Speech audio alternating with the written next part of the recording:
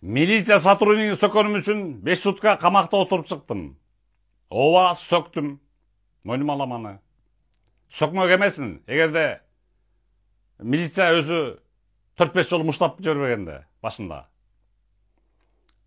Окуя мындай болду. 8-июль күнү мен уктаган жасам саат 10-дун астында, кечки 10-до. Тыкылдат эшикти экинчи отурган экен. Жүрүңүз профбеседа кылабыз, Ровдого деп. Ладно деп аларды ешіп барасам, жанында келаткан Телегелебаев дегени бөрөккө уламына муштагалап 2 жолу катуу. Баспайсың батыраак деп.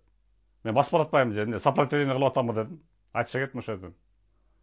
Анткени 3-4 жолу катуу муштап жиберди. Айтыша кеттим, анан сөктүм, азыр.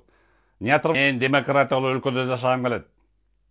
Когда полициясы келип, жөнөкөй атуулуна тишпей турган, себепсиз асылбай турган, куунтук албай турган демократиялуу өлкөдө жашагым келет. Андыктан мен чечтим, Кыргызстандан биротоло кетүүнү чечтим. Азыр кайсы өлкө экенин тандап атам, ошо демократия барган өлкө барам. Когда милициясы, полициясы куунтук албайт жөнөкөй атуулун. Президент Садыр Жапаров менен ККМБ башчысы Камчыбек Ташиев мамлекеттик курулуунун линиясын туура выстраивать этип койушкан.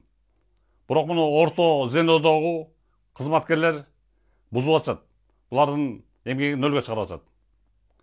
Мен Дубайда боломбу, Турцияда боломбу, Америкада боломбу, кайсы өлкөдө болбойбун. Интернет бир эле пространство. Андыктан аферисттерге, акчаны алдап кеткендерге каршы иштей берем, любой жерден принимать ете берем. Анткени